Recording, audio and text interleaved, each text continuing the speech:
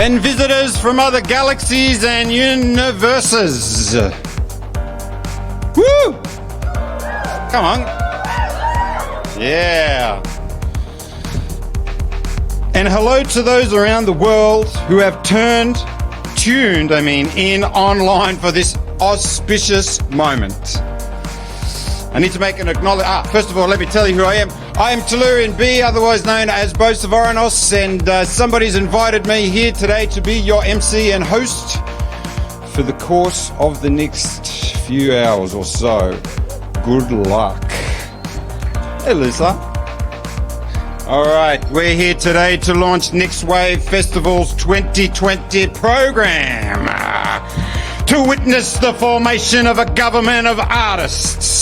Next Wave has been pushing buttons, boundaries, making a racket, advocating, supporting and celebrating artists for over 35 years.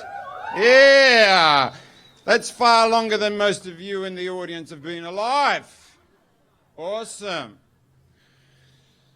This year's festival builds on these legacies to ask in this moment, what could happen if we put artists front and center of our most pressing social, political, environmental, economic, and emotional conversations? What becomes possible if artists take charge?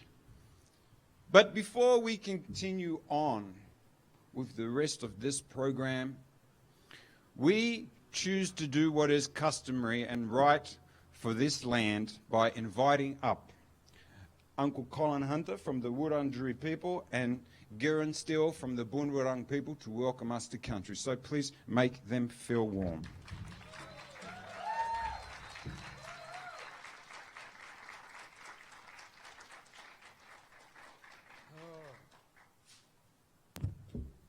Yeah, thanks, Bo. Smiling out there, everyone. Yeah. Look, I want to start off by acknowledging that this afternoon we are meeting on the lands of my ancestors, the Wurundjeri people. And I want to take this opportunity to pay my respects to my elders, both past, present and emerging, elders from all nations, but I particularly want to pay my respects to having gathered here this afternoon. But I want to make a few acknowledgements. I want to acknowledge if there are any Aboriginal or Torres Strait Islander people out there joining us, I'd like to acknowledge them and pay my respects to them. But I'd also like to acknowledge my brother boy over here, Garrett, and I'd like to acknowledge the Boonwurrung people. Wominjeka, welcome. Wurundjeri Balak, Yiman Kondik Bik. The Wurundjeri people welcome everyone to land today. Wurundjeri no, Bunambo Kondi Nagnak, Bunambik Bolik Bo Chiligan. The Wurundjeri people want to look after and protect the land as they did long before. Wurundjeri country extends from the inner city of Melbourne. It goes across the mountains to the Great Dividing Range, west to the Werribee River, south to the Mordialloc Creek and east to Mount Baw. And the Wurundjeri people are part of the Kulin Nation and of the Woiwurrung language group. Hello, my name is Colin Hunter Jr. or Willett, meaning possum. A name given to me by my grandmother as a young boy. And I'm a proud and passionate 7th generation Wurundjeri man and a direct descendant of Bibijan, who was Nalangeta, or head of the tribe at time at first settlement. And it's through my grandmother, Gumbriar, meaning white dove, or Auntie Tiny, or Nanishu as known to us mob, that I got Aboriginal culture and heritage in my life today, so for that I say thanks, Nan. My grandmother was one of the last of the Aboriginal people born in the early 1920s. Up at Corranderk Mission in Healesville, before she got pushed up the Barramon River in New South Wales. In Aboriginal culture, a great deal of respect is given to the land, the plants and the animals alike. And as always, I've got my beautiful gum leaves. I'll leave them somewhere around, and if you get an opportunity as you move around this afternoon, take a nice one and put in your pocket for the day, please. The significance as will keep you safe along country and give you the access to the resources while you're on country. And while you're on Wurundjeri country, you're most welcome to the traditional lands and the waterways of the Wurundjeri people. So Wominjeka, welcome. Look, I've been encouraging people to get on that thing they call the internet, punch in that word Wurundjeri, punch in that word Corranderk and see what comes up. because there's a couple of really remarkable stories. And that first one on how Melbourne came about, you know, and Melbourne was probably one of the fastest colonised cities in the world, especially when they found the gold. And from 1835, June the 6th, 1835, when Mr. Batman signed that treaty down on the Merri Creek with our elders, probably half a day's walk from here. If you go back to, or fast forward to 1855, from our understanding, we were only 18 of our mob left, because we all descend from Uncle William Barrack's sister, only Annie Borak. But then there's that story of self-determination at Corandurk, where a lot of people from Kulin country were taken, you know. And within a generation up, that place was humming, you know. In the later years, within a generation, they had the hops foreign producing the award-winning hops, which in the later years they brought down to the Melbourne show. And I always say we kicked ass and won all the awards, but we're still waiting for the prize money, you know, so, yeah. But if you're a Melbourne, it's a shared story, it's not my story, so I encourage you to learn it. Enjoy the afternoon. I'll fly over to Garran. Thank you.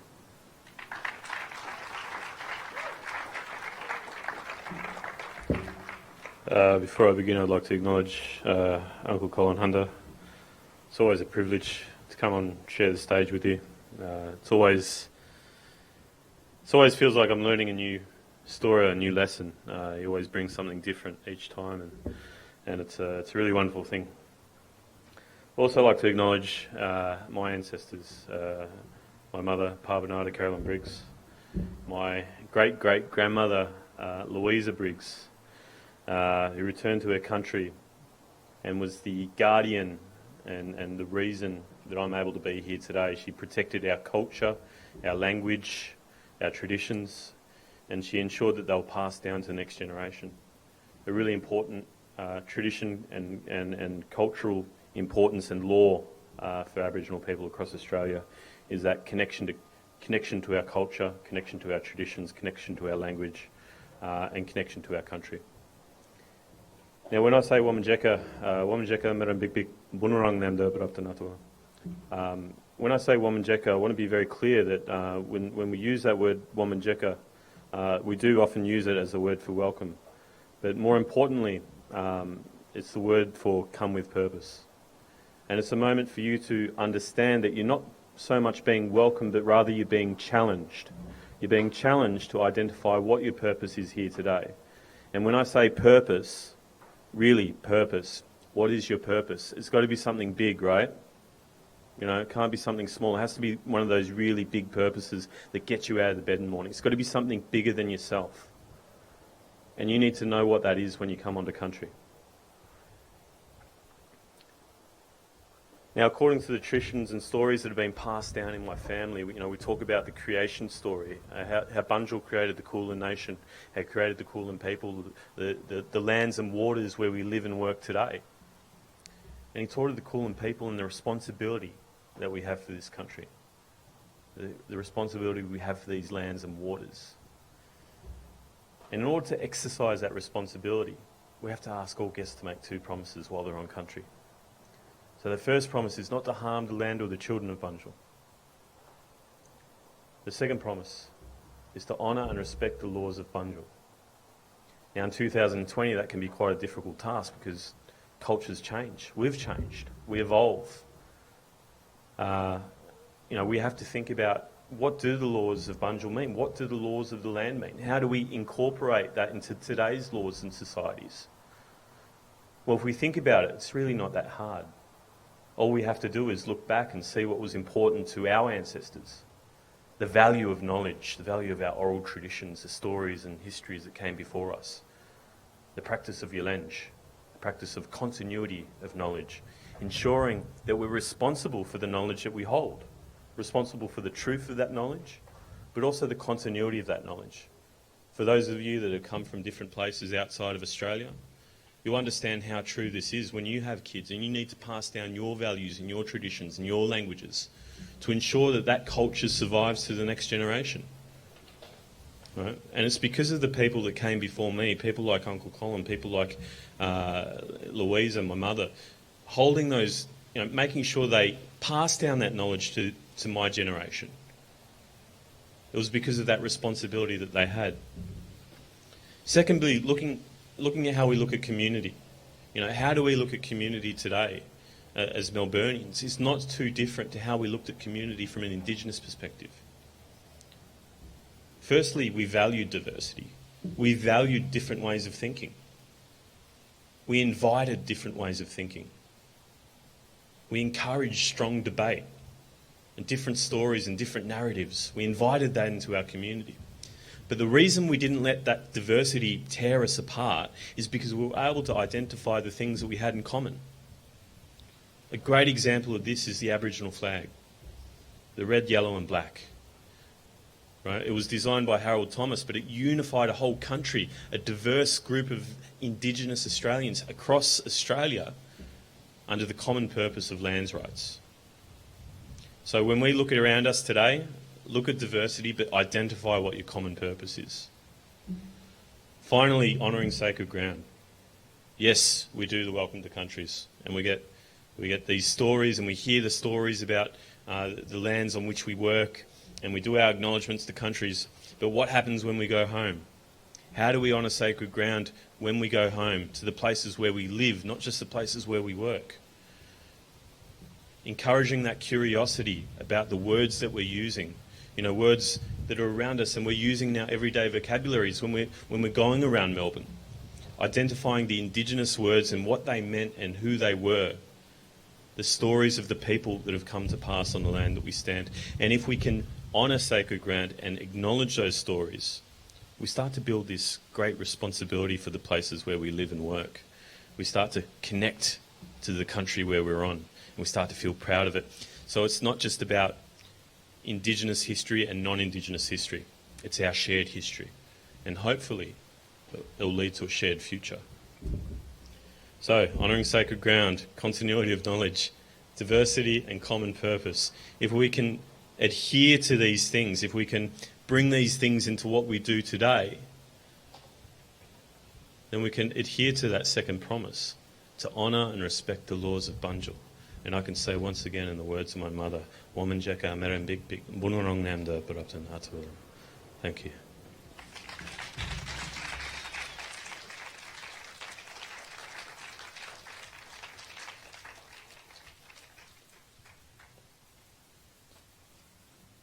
And of course, on behalf of the Next Wave Festival, we acknowledge our presences here on the unceded territories of the Wurundjeri people and of the Woi Wurrung language group. And on behalf of the artists and all of the fantastic staff within this awesome festival, we pass on our respects to their ancestors, members of the community and First Nations people in the audience today.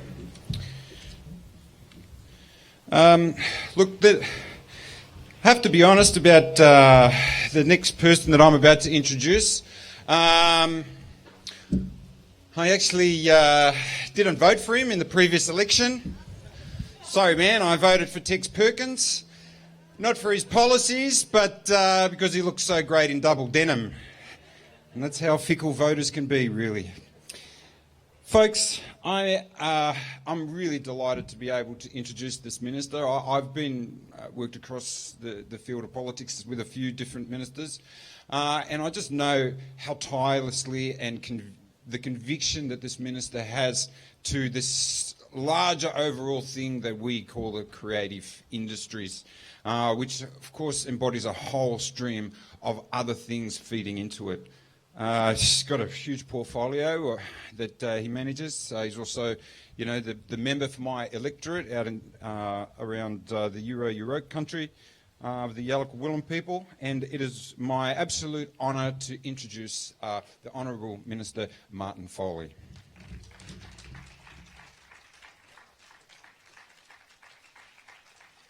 Thanks, Bo. You're far too kind. But that was actually 2 elections ago. But we won't go there. And yeah, Tex is a whole lot spunkier than me, I'll grant you that.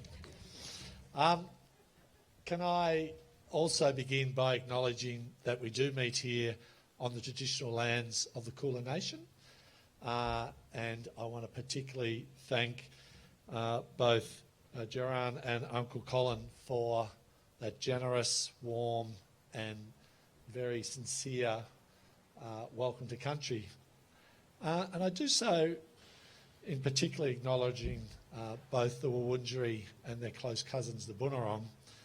And as Bo's indicated, and as both Colin and Geran indicated, this is about coming with purpose to this place and acknowledging why we're here.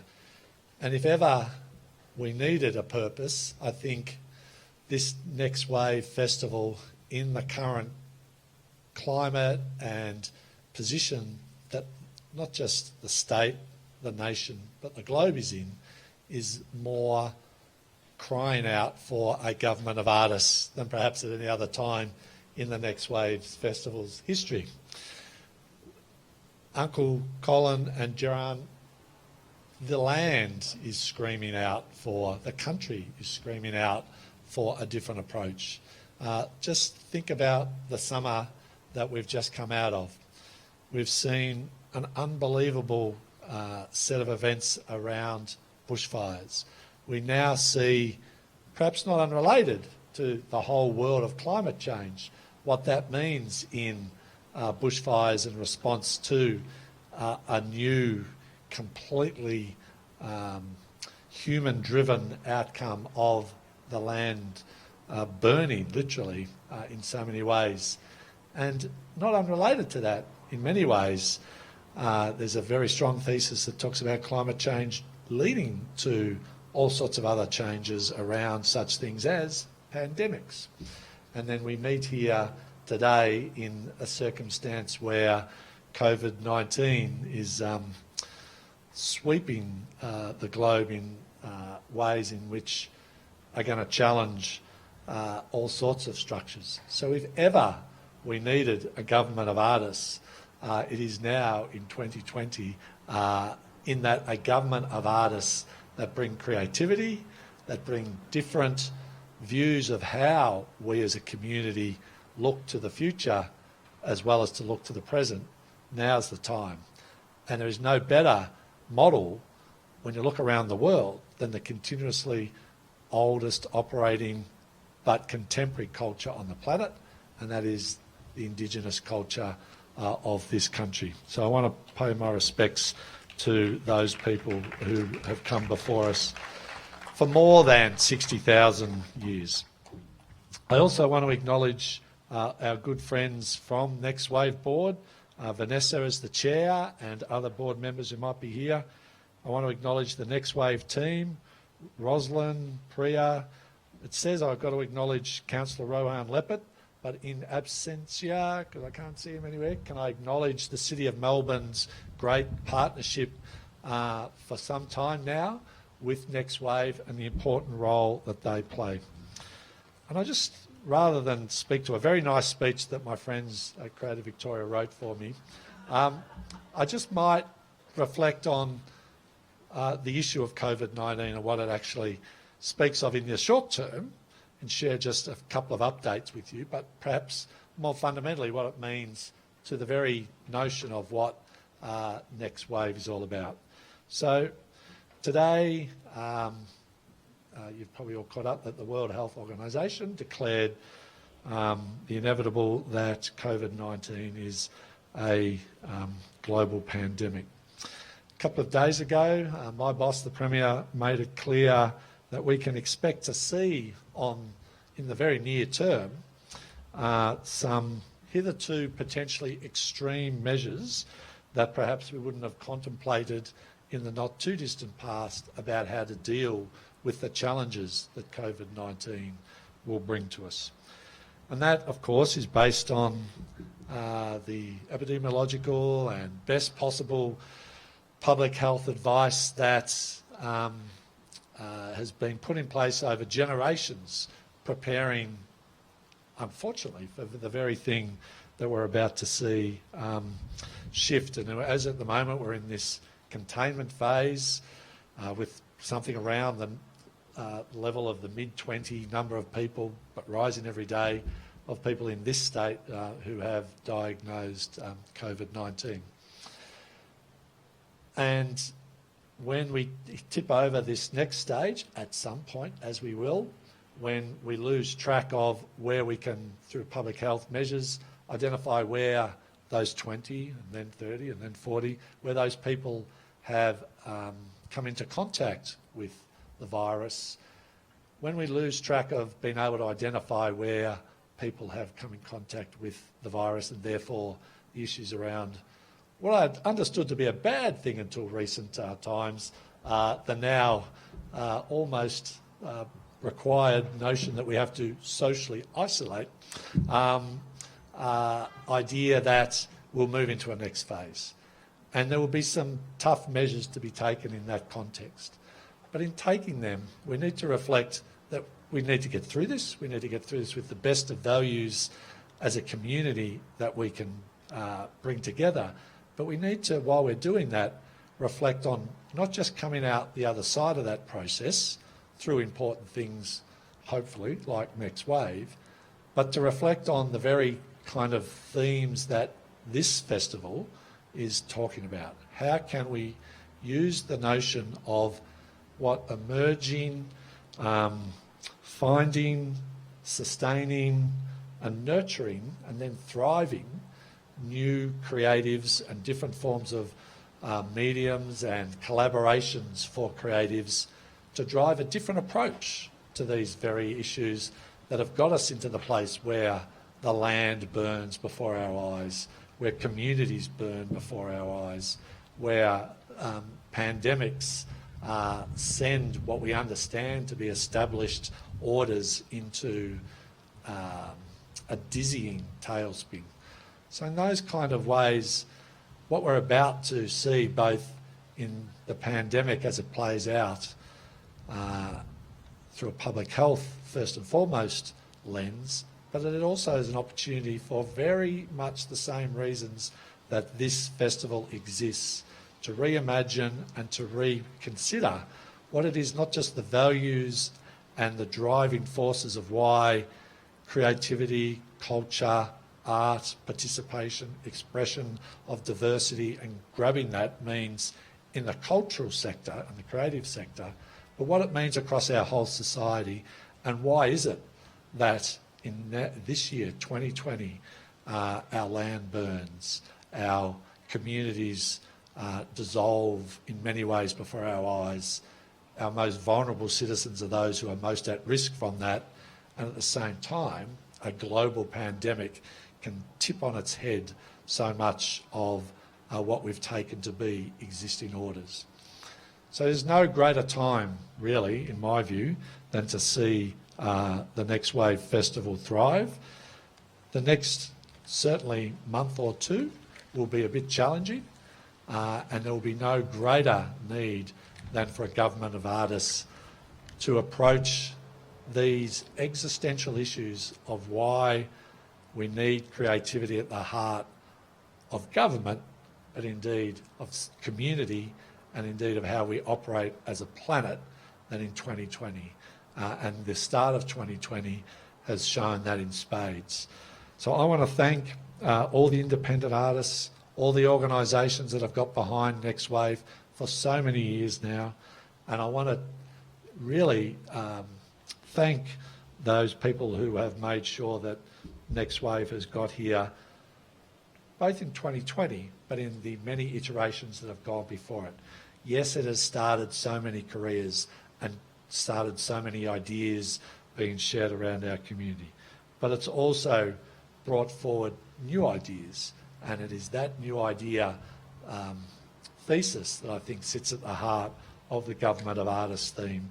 And like I say, in conclusion, never before, perhaps in my life, and unlike most of the audience, I've been around for more than 35 years, there is no greater time in which this community needs the ideas, the passion, the commitment, the diversity and the engagement that comes with a Government of Artists and what it means. So best of wishes to 2020 Next Wave, best wishes to everyone associated with it, and we look forward to a challenging but successful Next Wave at a time when its values, its delivery and its ideas have perhaps never been more necessary. Thanks very much.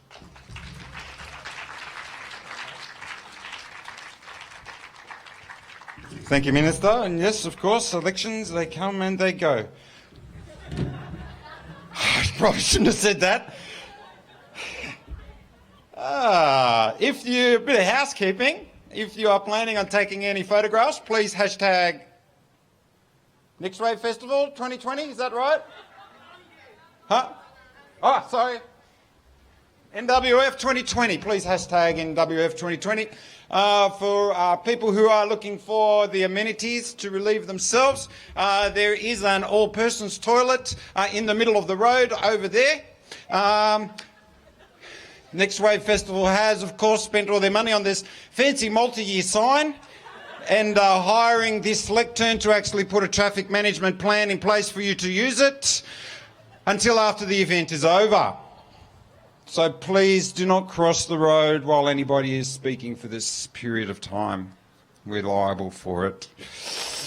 Of course, there is some really boring things on my script to say at the end of all of the fantastic artists having said their bit.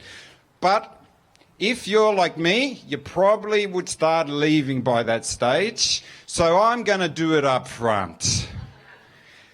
They're really only boring for artists, but for the arts administrators and anybody who's into sponsorship, they love this part.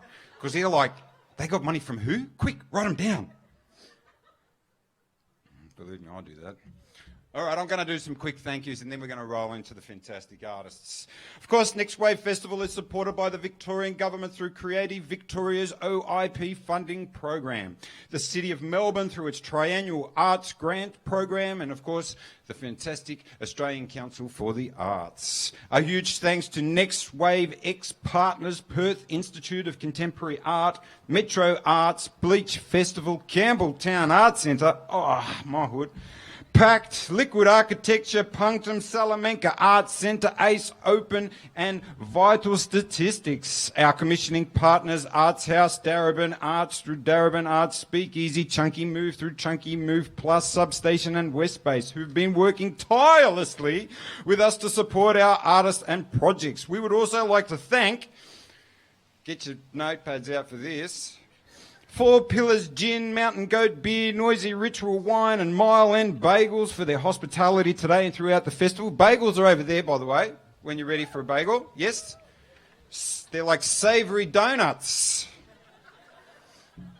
Moreland City Council for their support with Brunswick Mechanics Institute and the Brunswick-based program. Our media partners, Art Guide Australia and Triple RRR. Yeah. Our access partners and consultants, Arts Access Victoria, Description Victoria. Hey, Nilgan, Goovin. I like Nilgan, she's my mate. All the amazing Next Wave artists, staff, board, volunteers and supporters. Whoa. I didn't even read that before I said it. Pretty good, huh? Pretty good, huh?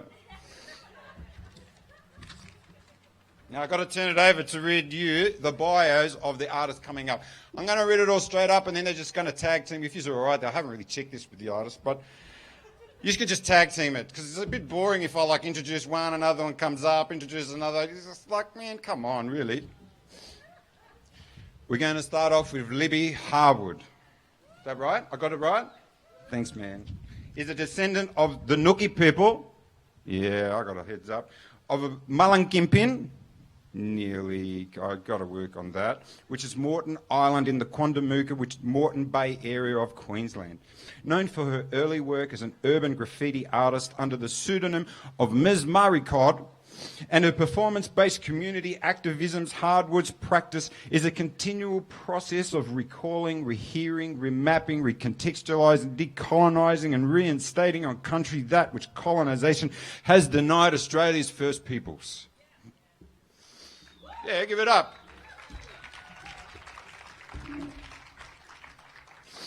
Next, I'd like to introduce Aisha Ash. Aisha is just there. Hey, Aisha. Is the artistic director of Blackbirds, a Sydney-based company that was founded in 2015. Blackbirds was created as a response to the lack of representation and misrepresentation of women of colour in the Australian art scene. With each project, creatives are invited to collaborate on works that dissect and document the female, black and brown diaspora experiences in Australia through art and performance in a variety of mediums and spaces, both theatrical and non-theatrical. Give it up for Aisha.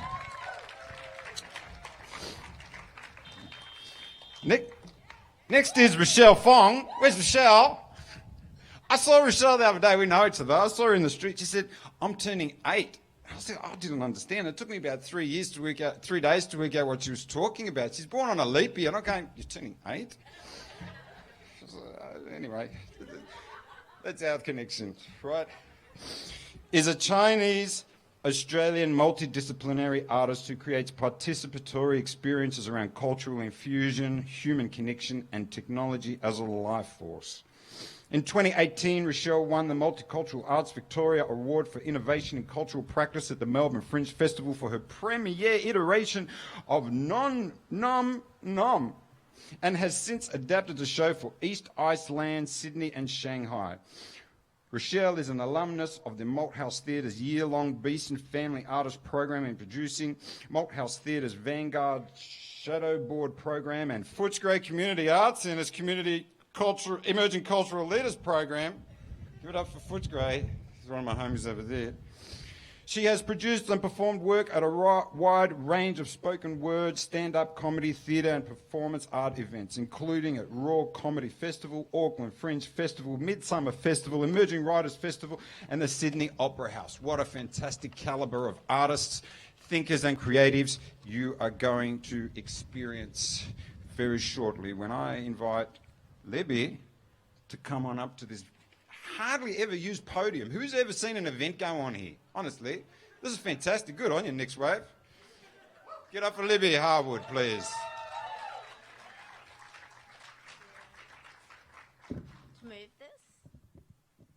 Thank you, Bo, for that introduction. And Yora Goromba. Hello, everyone. I pay my respects to the elders past, present, and express my sincere thanks to the Boonwurrung, Woiwurrung, Wurundjeri people of the Kulin Nations for welcoming me to their beautiful country. Thank you, Giran and Uncle Colin. I acknowledge that we stand together today on their unceded lands. I am Libby Howard, a Ngugi woman and artist of Mulgumpin, known as Moreton Island in the Quandamooka. I live on the Gold Coast, on the traditional lands of the Yugambeh and Bundjalung language groups. I'm an artist in the 2020 Next Wave program, a government of artists. As an artist, I speak through installation, sound experiences, films, and written verse, and I rarely make speeches.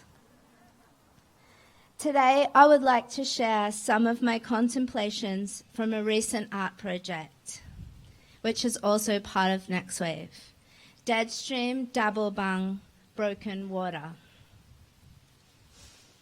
During wildflower season 2019, I began a journey through what is known in contemporary Western terms as the Murray-Darling Basin, the Bidgie and the Barker, with my 2 children on a project to listen to country and its people and join the call to restore traditional custodianship of our fresh waterways. The rivers, creeks, lagoons, channels, soaks and wetlands that are currently threatened with imminent extinction. Following in the footsteps of our ancestors, we began on my ancestral country, Mulgumpin in the Quandamooka, conversing with my cousin and Ngugi elder Dr. Glenda Nalda and spending time with my Ngugi elder Giabellum Uncle Bob Anderson, listening to and reflecting in freshwater stories. We then took a 2,800-kilometre, 12-day road trip crossing at least 10 of the 27 Aboriginal nations that make up the Murray-Darling Basin, stopping in Gundawindi, Boggabilla, Walgett, Brewarrina, Burke, Cobar and Wilcannia, to camp, meet, and listen to the freshwater stories of the traditional custodians. We joined in the Yama Nangabaka corroboree and we sung up country, and we sung up the rivers. We listened to the dry riverbeds and talked and cried with custodians along the rivers as we heard stories of the over-extraction and the subsequent starvation of our freshwater systems. We sat with the dry riverbeds, where water once governed with its land and people, through an interconnected governance system that sustained life for millennia. We felt country calling out for its people, its custodianship. We together decided to join the call in whatever way we can. But we did wonder if there was any way we would ever see a return to Aboriginal custodianship and governance these ecosystems so desperately need. Surely now enough people will listen to the call and call out with us. Surely now that together we have witnessed a climate crisis and we know the terror of the devastating bushfires that swept across country. Now that we have felt the extreme drought, exacerbated by overconsumption and extraction of our water for profit and greed. Now, as we witness the killing of our waterways, our animals and ecosystems, surely now is the time to listen and be ignited with urgency to join the call and stand with Aboriginal people who have worked for decades lobbying for Aboriginal custodians to return to traditional governance of our waterways.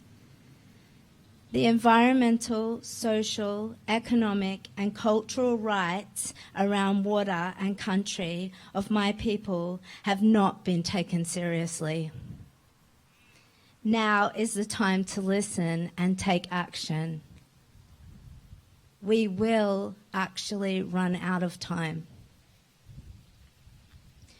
We need to address corporate greed, overtaking and corruption, and reinstate a governance that will see people and nature not just survive, but thrive.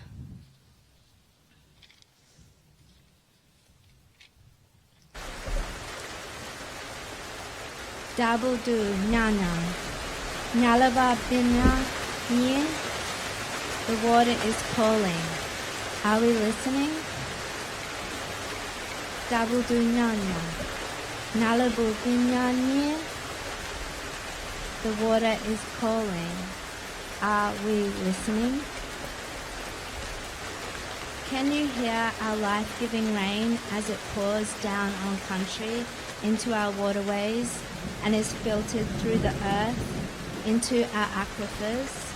Can you hear it flowing and filtering through country?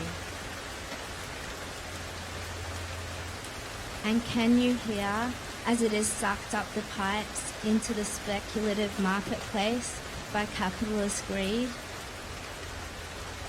Can you hear it pointlessly irrigating hectares of unsustainable crops that are forever thirsty for water on the world's driest continent?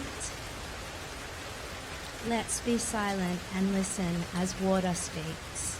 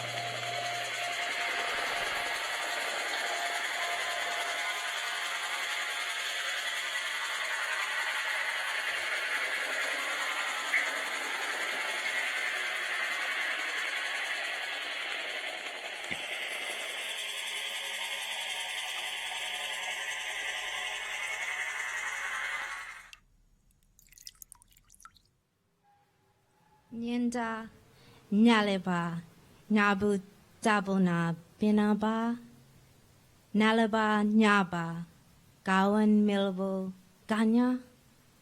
Can you hear our water, our lifeblood, crying for return to ancient ways?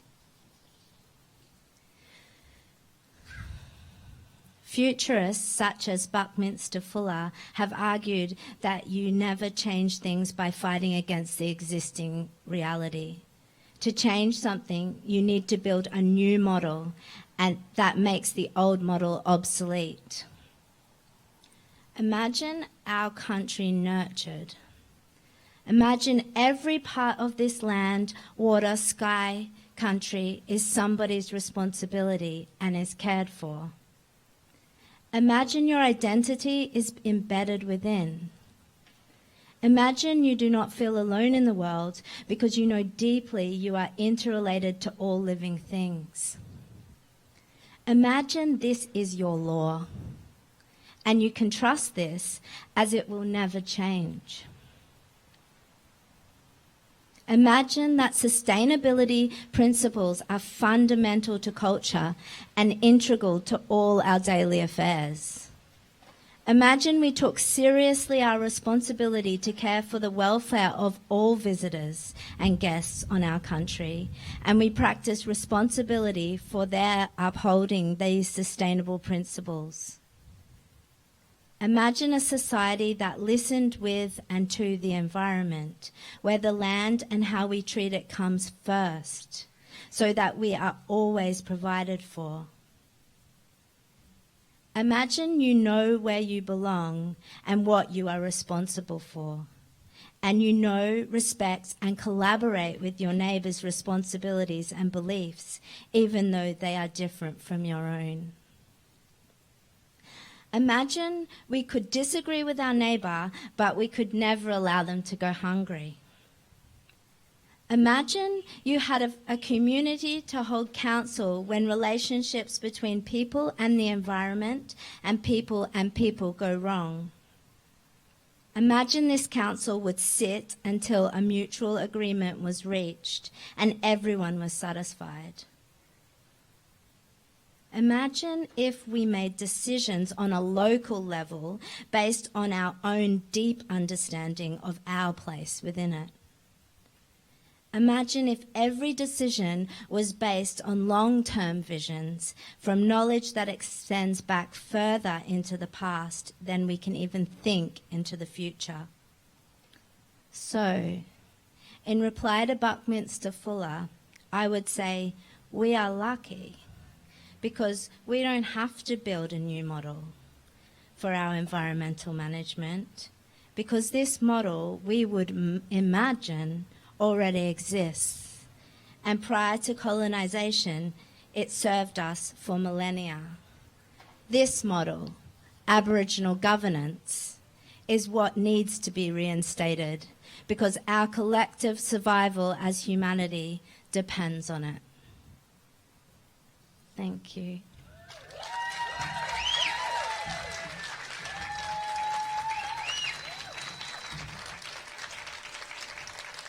Thank you for listening. Now it's Aisha.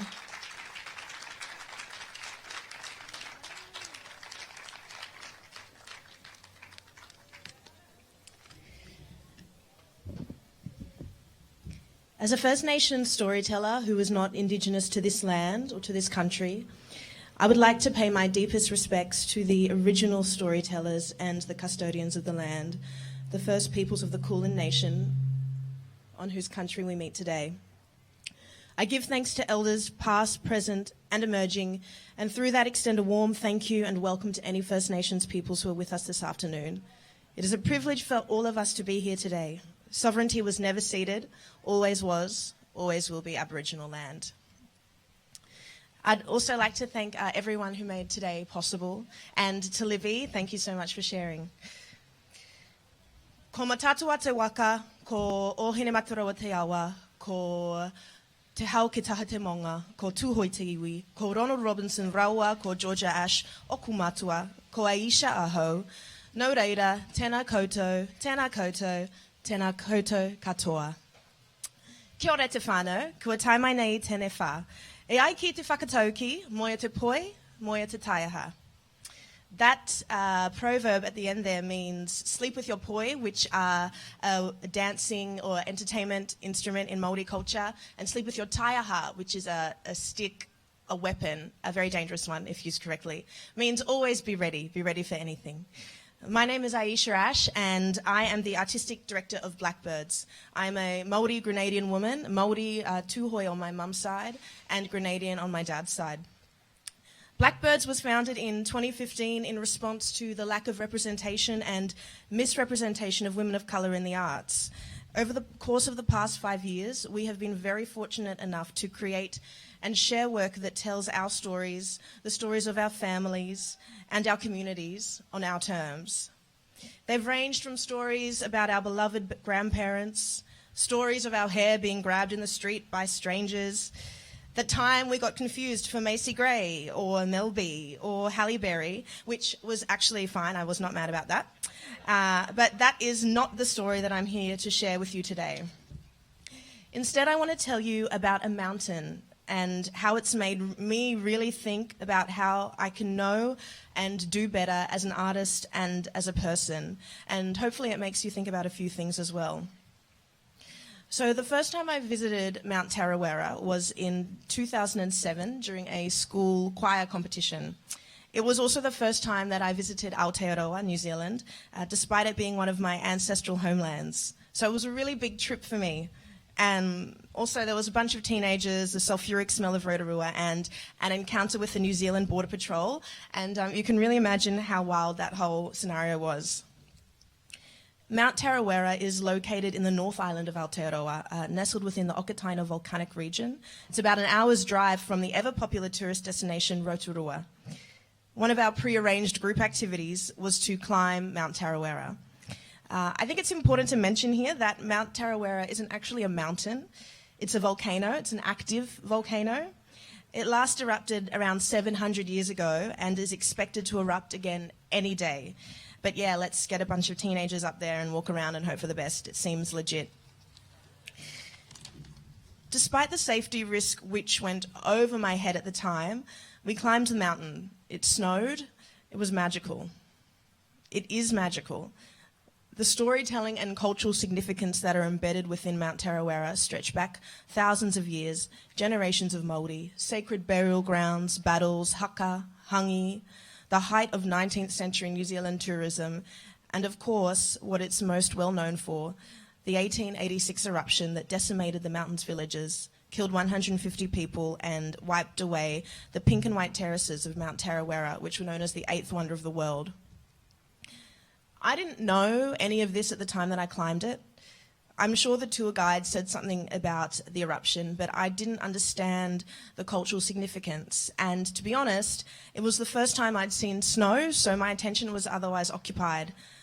Some of my whānau, my family, who live on the other side of Tarawera, in the rolling valleys of Ruatoki, came to see my choir perform in the final competition at Rotorua. Afterwards, when we were catching up and talking, I told them of all the activities I'd been doing whilst in town.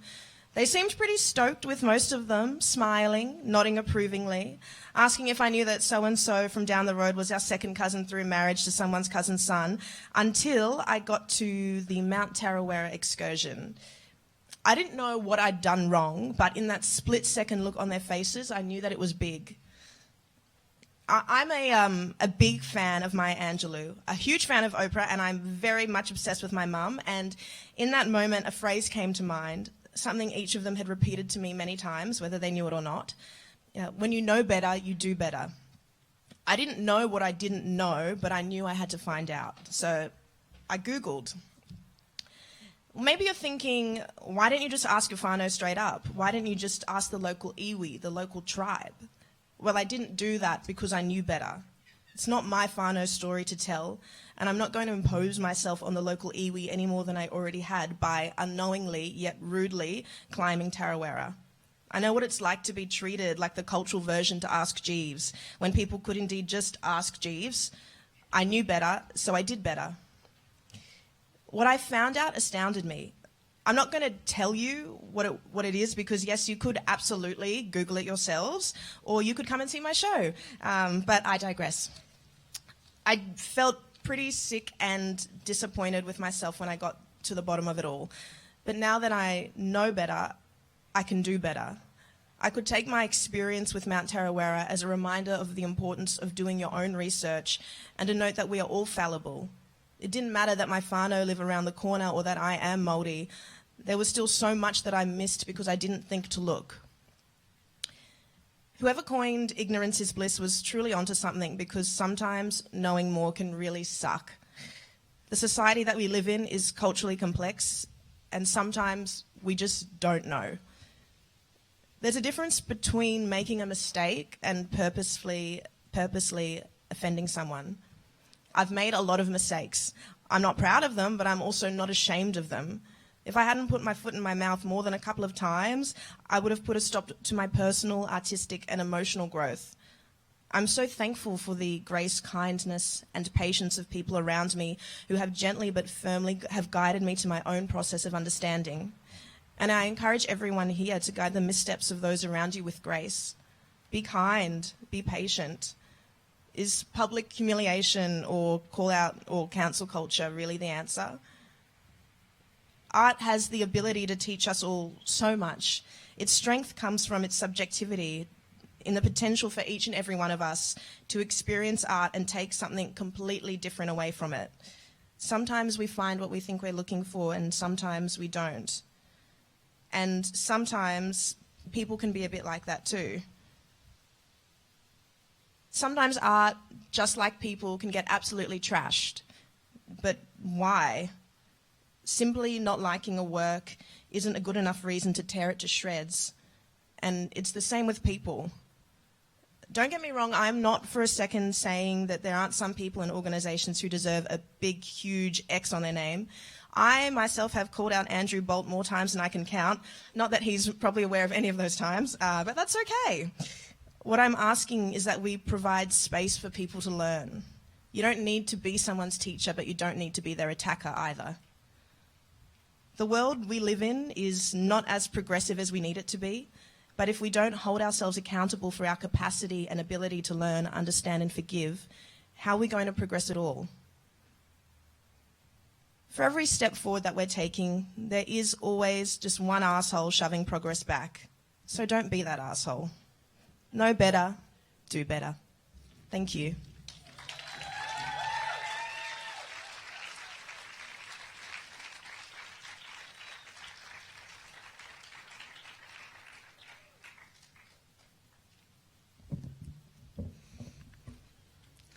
Hi everyone. Firstly, I'd like to acknowledge the traditional owners of the land that we're gathering on this afternoon, the Wurundjeri people of the Kulin Nation. I pay my respects to their elders, past, present and emerging, and also to any First Nations people here with us today or live streaming the launch. Thank you all to all the beautiful speakers who've shared their stories, their poetry and asked us many provocative questions. Love a good imaginative gem to just like detach a little bit from the Wuhan handshake world that we're in. So on November the 23rd, 1996, my mum, my favourite Auntie Caroline and I went along to an anti-racism rally down George Street in Sydney in response to One Nation's xenophobic rally cry that Australia was being swamped by Asians. We spent a good 4 hours making our long live multiculturalism sign and Mum packed us pork loaf and singles cheese sandwiches for the occasion. We marched so proudly, me in my pigtails, Auntie Caroline with a Democratic Socialist Party sign that she found on the ground. I was so stoked that Mum let me wear my favourite Little Miss Naughty t-shirt, even though it smelled like tuna and feet. And that was the same t-shirt that I wore earlier in the year, in 1996, to Waverley Courthouse after Mum, Grandma, Grandpa and I had been sued by our downstairs neighbours for making too much noise. They accused us of running around in high heels and dropping spoons on the floor at 1, 2, and 3 a.m. They accused me of playing the piano, smashing out ear saws, not sonatas, at 3, 4, and 5 a.m. Day after day, unruly foreigners, uneducated in the ways of common Australian decency. It was a rather traumatic and a very expensive ordeal. And when I think back on this bizarre time, on the court reporter who took pity on me and the nice neighbours who came out to support us in scenes straight from an oddball provincial French comedy film, I wonder if my family indeed led secret lives at night. I sometimes get very paranoid that we were actually sleepwalkers, sleep supermodels and pianists, unable to prove or disprove our petulance in waking life. But aged 8, I guarantee you I was not playing the piano for fun in the middle of the night. And if I had practiced every night in my sleep, I would have been a prodigy, but I didn't. I definitely did not practice the piano in my sleep, and I definitely was not a moon-faced Mozart. So in the courtroom, we quietly denied all charges, Mum smiling politely on the stand while my aunties translated the prosecutor's prose to my grandparents. And in the end, we moved out of that apartment block. The number of Asian occupants went from 2 units to 1, and we never spoke of that incident again. 24 years later, as the coronavirus, or recklessly labelled China virus, ignites racist sentiment towards and within the Asian diaspora worldwide, I find myself getting paranoid that perhaps we are all sleep racists, sleep supremacists in some form or another, unable to prove or disprove our sincerity or our potential for solidarity in the face of a survivalist existence. I self-flagellate over subconsciously leaning into my Aussie accent to strangers a la primary school playground assimilation days. I practice owning and announcing my privileges but feel ashamed. I try distrusting myself in order to trust myself better, which works sometimes but mostly doesn't. I discover that even though no one's taking me to court for being noisy, I still have this inbuilt mechanism to say without saying, to subvert myself, to shut up, to smile, and to tuck my hair behind my ear, just in case. I also discover that a great way to fight paranoia is by drinking more water, by being kind to people with different opinions to me, and by producing work. So here goes. As part of Next Wave Festival's Government of Artists, my co-creator and playwright Kezia Warner, our co-director Alice Chin, and our beautiful creative team and cast and I are on a warpath of love, demonstrating how hate speech can be flipped on its head to generate ideas and solutions to shape a more tolerant society.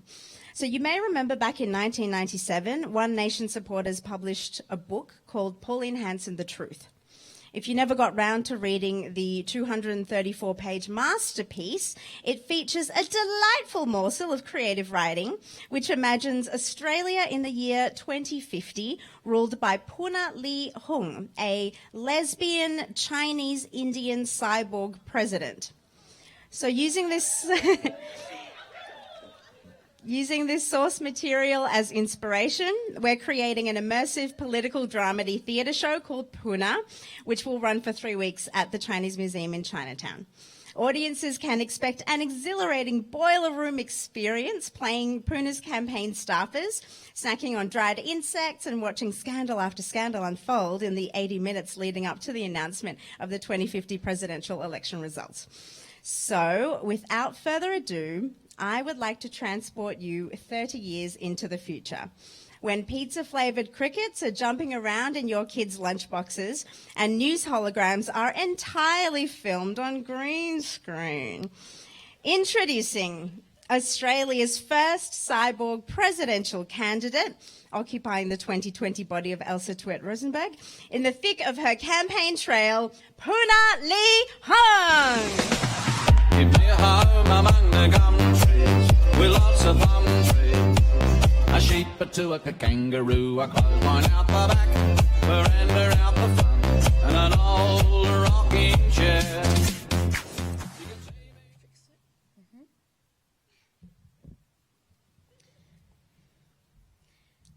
As a cyborg, a settler, and a beneficiary of colonial Australia's criminal history, I pay my deepest respects to the Woiwurrung-speaking Wurundjeri people of the Kulin Nation, the traditional custodians of the unceded land on which this new parliamentary tower stands. I am infinitely grateful to their elders from yesterday's, today, and tomorrow's for their tireless leadership, creativity, sacrifice, and commitment to our collective partnership with the land and with each other. We will never be freed from our ancestors' actions, and our descendants will have ours in their DNA. To any First Nations people in the room tonight, and to those watching at home, I reiterate my honour with which I pay my long life invasion tax and pledge my ongoing allegiance to supporting the repatriation of ancestral remains and sacred objects. This was always Aboriginal land, this is Aboriginal land, and this will always be Aboriginal land. My name is Puna Lee Hong, leader of the independent Puna Party and candidate for this year's 2050 presidential election. Thank you. Before I begin, I would like to give a shout out to my mentor and former Australian President, Penny Wong. Thank you. Former Canadian President, Malala Yousafzai, American President, Emma Gonzalez, and United Nations Secretary, General Dr. Greta Thunberg. Thank you all for your courage under fire and your continual pursuit for equality for all entities. Your personal sacrifices have paved the way for my own political journey, and I hope to inspire young cyborgs and robots as much as you've inspired me. While this afternoon I am expected to share my trauma, bleed tears, not ferrofluid, before you, and display my so-called humanity to gain your trust, I have a more salient point to address. That is, the continued elevation of human beings over cyborg and robot beings in this country. Young ones who received primary school education after 2045 have been taught to reject the archaic association between an entity's perceived humanity and their integrity, their ability to feel, their trustworthiness. However, the majority of Australians continue to live in a caste system created and ruled by humans, with cyborgs like myself deemed second-class citizens and robots like Umami, my partner, subjected to unspeakable robophobic hatred. This must come to an end. Humanity is not a virtue. It is a physiological condition, a set of cellular circumstances through which kindness, compassion, or corruption may be enacted.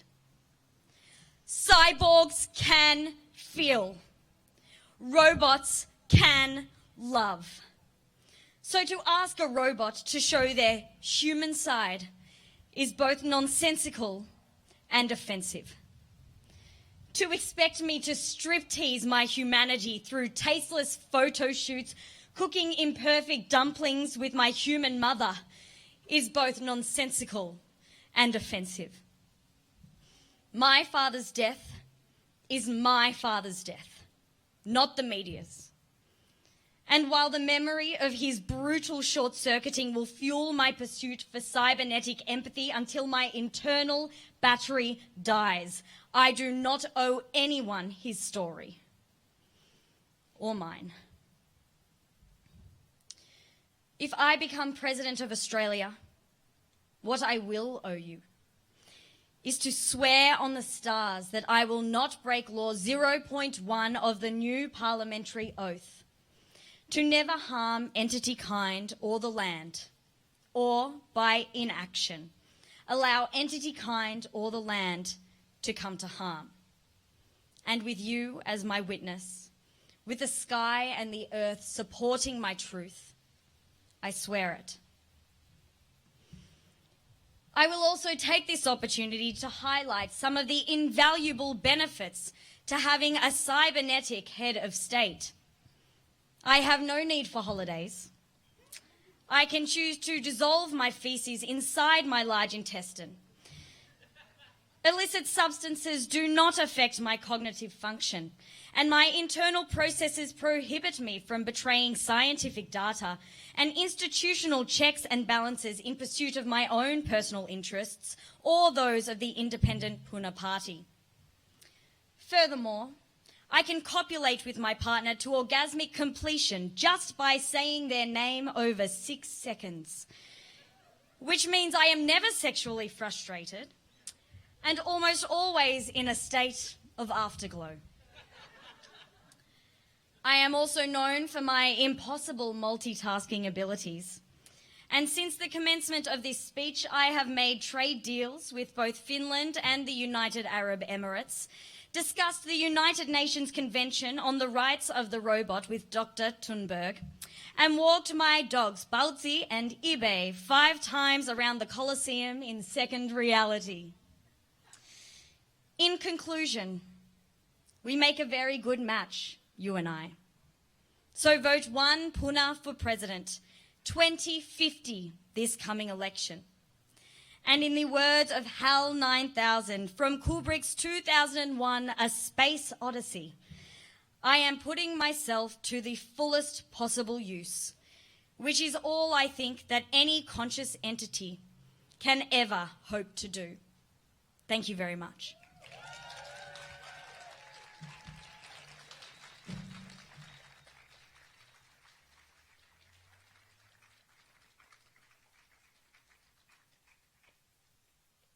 Well, you don't have to go yet. We haven't finished. All right, give it up one more time for Libby Harwood, Aisha Ash, and Rochelle Fong. And anybody who knows me knows that when I get a little bit excited, I usually have a long line of expletives to accentuate the way that I'm feeling, which would sound a little bit like Morse code in this general public space, because that bit cut me out. Anyway, we're coming towards the end of this part of the launch, but I'm going to do something that probably wasn't planned on within the program here, because usually what happens is that there's a whole visible group of people for a period of time getting everything ready and up until this point, and then they just become invisible in order for those artists to come up here and be seen by you. So I am going to request any of you Next Wave crew and workers and staff and producers, can you please come up here? I know it's not scripted, you haven't been told about this, but I would really love for you to come up here and be celebrated, because very rarely are those producers seen and given a round of applause for the amount of effort that they go through on behalf of the artists they work with. Come on, man. Like, come on. I know you weren't told this, and I'm making it up as I go along. Quick, I've got a time limit up here. Just because we're running ahead of schedule doesn't mean you can take your time.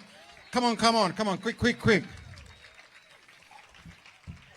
A Next Wave Festival program doesn't just happen. It's got a board, it's got, managers, all of these young producers. Yeah, and I think it's really important for people to always keep this in mind, that behind the beautiful program are all these beautiful faces bringing it together. Yeah, they really... Yeah, you can go. Had to do that. Quick tip for anybody who is trying to get toilet paper from the amenities across the road. It's too late, I already took it. You got to stand there for ages pressing the button. Sorry, that was really uncalled for. All right, so I do believe that we are coming to the close of this live part of the festival program launch. All of our friends out there, the fellow Tellurians, visitors from other galaxies and universes, thank you very much for tuning in and being a part of this broadcast. We're about to shut down, but the program is going live from this point on. And if you give us about another 10 minutes, those of you who are actually in the physical realm can enjoy a cake. We have a cake here today, a cake. I don't know whose birthday it is. Could be yours, Rochelle. Could be turning 8 again. That's pretty cool. On behalf of everyone at Next Wave Festival, thank you very much. Remember, love one another, come to the festival, and retain good dental hygiene for world peace. Goodbye.